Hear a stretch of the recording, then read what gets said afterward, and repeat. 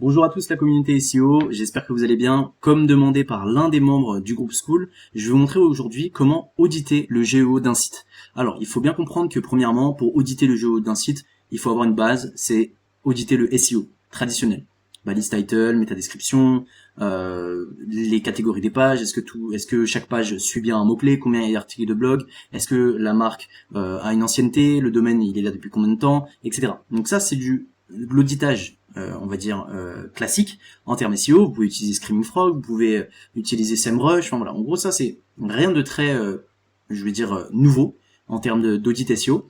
Par contre, j'ai voulu mettre en place une sorte de méthode que vous allez pouvoir utiliser. C'est pas exactement gratuit parce que moi j'utilise Claude et j'ai un abonnement.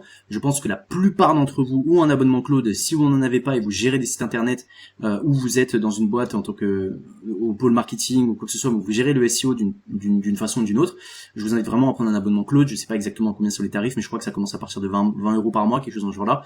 Et c'est vraiment hyper puissant pour auditer le SEO et vous allez même voir pour auditer le GEO d'un site. Comment on va faire ça? Donc là, vous voyez mon écran.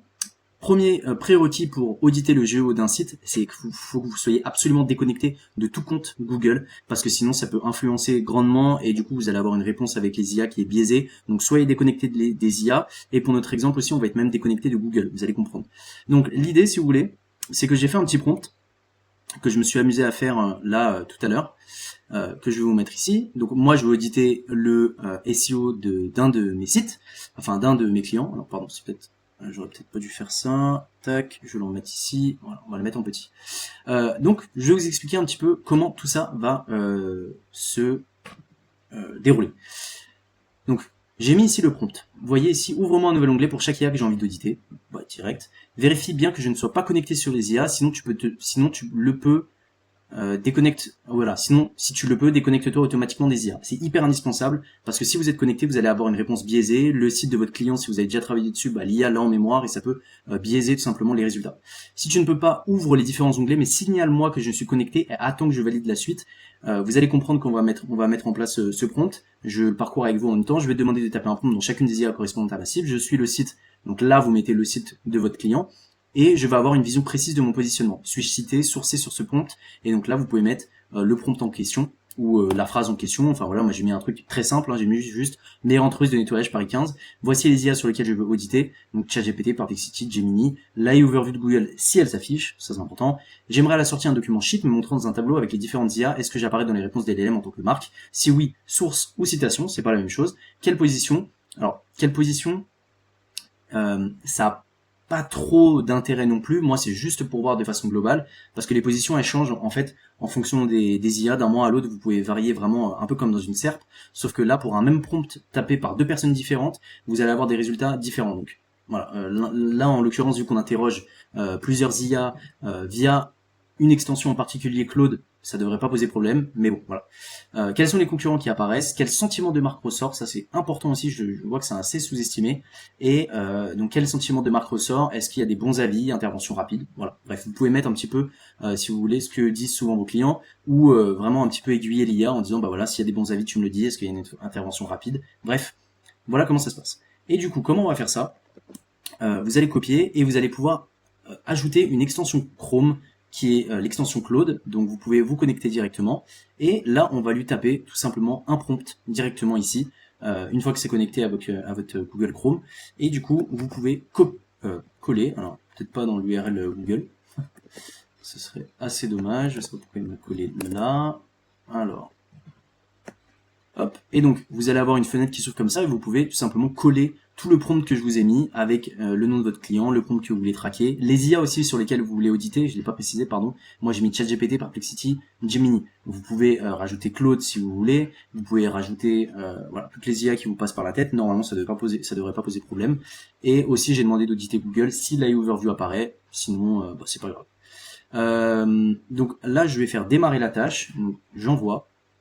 Et donc vous allez voir que ça va travailler, ça prend un petit peu de temps. J'ai regardé, moi ça prend environ entre 3 et 4 minutes, mais vous verrez que c'est tout simplement génial parce que vous allez pouvoir avoir une vue déjà un peu géo de votre site et de voir finalement sur un prompt précis, sachant que là j'en ai fait qu'un, je sais pas jusqu'à combien on peut aller, mais si vous traquez tous les mois ce genre de prompt, ça peut être hyper puissant. Donc je vais le laisser tourner en espérant que tout se passe bien. Normalement il n'y a pas de raison, j'ai déjà fait des petits tests avant, et puis je vous reprends quand c'est terminé. Je vous montre en direct un petit peu comment ça fonctionne. Là, vous voyez qu'il m'a ouvert ChatGPT, Perplexity, Gemini, et il a fait la requête sur Google. Important de mettre aussi le fait que vous ne soyez pas connecté. Et donc après, bon bah, il va faire son petit travail, il va me ressortir les données. Mais voilà, je voulais vous montrer que vraiment là, je ne fais rien. Mes mains sont là, vous voyez que ça travaille tout seul. Et je vous reprends une fois que c'est terminé du coup. Alors là, comme vous pouvez le voir, il m'a posé une question: sous quel format voulez-vous le tableau? Alors bah du coup, là en l'occurrence dans le prompt, j'aurais pu lui préciser. Moi, je vais tout simplement cliquer sur Google Sheet et le process recommence, enfin continue comme si de rien n'était. Donc vous voyez que parfois il faut ajouter quelques validations humaines, mais bon, de façon globale, là vous voyez, ça commence à me rechercher. Pareil sur Perplexity, ça va commencer, et etc., etc. Alors peut-être qu'il va y avoir des blocages. Je vois que c'est en train d'être fait derrière. On va voir comment on va avoir le résultat à la fin. Mais en tout cas, ça continue. Alors pour le coup, j'étais un petit peu présomptueux avec mes 7, je crois, minutes que je vous ai annoncé au début. Là, il en a plus mis 20, je crois. Du coup, c'est pour ça que je lui ai demandé: t'as bientôt fini? Enfin bref. Et in fine, donc c'est ça qui nous intéresse. À la fin, il nous sort un document. Donc normalement, hein, Google Sheet. Je le trouve ici. Donc hop, je l'ouvre. Et donc une fois que c'est fait, vous avez ce tableau-là qui est assez énorme et indigeste en toute franchise. On va essayer de faire en sorte qu'il soit un petit peu plus lisible. Donc ici, on a les différents moteurs de recherche qui ont été analysés. Ici, est-ce que la marque a été citée ou non? Hop, alors, je vais faire un petit peu de mise en page, je vous reprends juste après. Donc voilà, je l'ai mis un petit peu, à peu près au bon format.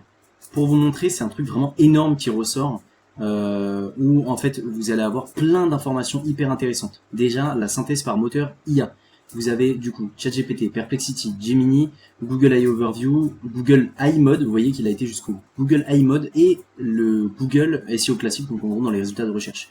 Donc ici, il explique un petit peu tout ce qu'il a été regardé, et donc ici vous avez marque citée, oui, oui, non, non déclenché, non, oui, etc. Et en fait il va me dire voilà, position, absent, NA, donc en gros ça n'a pas été déclenché, la overview, absent de l'iMode, deuxième du pack local, première page en organique, donc ça c'est un très bon signal, on va de vrai. Type de mention, donc là vous allez avoir la citation et la source qui sont deux choses différentes. Là on voit qu'on est cité et sourcé, aucune mention. Vous voyez qu'il y a des choses qui peuvent être retravaillées, etc. Et bref, vous allez avoir plein de choses, notamment les verbatims sur la marque, donc des éléments qui sont repris de votre site sur les IA, le sentiment de la marque également, et tout ça sur les différentes IA. Et donc après vous allez avoir les concurrents qui sont cités dans l'ordre, les sources citées par l'IA, donc ça c'est hyper important, parce que vous allez pouvoir regarder si vous pouvez pas aller vous positionner sur ce genre de site pour influencer. Ça c'est déjà une très bonne chose, vous pourrez me dire bah ça s'arrête là, c'est déjà très bien, sauf que vous pouvez aller encore plus loin. Du coup vous avez toutes les IA qui ont été testées, votre share of voice, donc taux de citation, 2 surfaces sur 4, donc je sais pas pourquoi il dit surface, c'est en gros les IA. Taux de sourcing, donc une seule sur 4, meilleure position obtenue sur ChatGPT, sentiment moyen là où cité, très positif, aucune mention négative détectée, et là vous allez avoir toutes les fois où les concurrents sont cités, donc ChatGPT, Perplexity, Gemini, Google AI Mode, et je pense qu'il va y avoir, voilà, pack local, nombre de surfaces, note Google, vous allez avoir vraiment énormément d'informations, et vous avez même un plan d'action GEO, donc ça il l'a déduit tout seul. Absent de Gemini du mode IA qui s'appuie sur des annuaires, bref, et là vous allez pouvoir regarder un petit peu, là vous pouvez améliorer la chose, le sentiment est excellent, et en gros après ça me met la méthodologie et les limites. Donc voilà, vous pouvez faire ça vraiment de façon régulière sur tous les mois. Je crois que dans les limites j'ai pu voir qu'il a mis justement en session anonyme, non c'est pas ça, voilà. Les réponses LNM ne sont pas déterministes, deux exécutions du même prompt peuvent différer. Recommandation, répétez le test 3 fois et mensuellement. Donc n'hésitez pas à le faire mensuellement, vous avez l'extension Google Cloud qui est hyper puissante comme vous pouvez le voir. Et par contre ce qui est très intéressant c'est de ne pas être connecté sur les différentes IA, comme ça vous pouvez avoir un résultat qui est encore meilleur. Donc les amis, j'espère que cette vidéo vous aura plu, n'hésitez pas à me dire si vous voulez d'autres astuces comme celle-ci, parce que je sais que ça c'est ce genre de petit hack, astuce. Vous êtes très friand de ça, surtout sur le GEO. Donc si vous aimez ce genre de vidéo, n'hésitez pas à me le dire. Et puis si vous voulez d'autres contenus, n'hésitez pas à me le faire savoir. Et je vous dis à très vite pour d'autres vidéos. Ciao.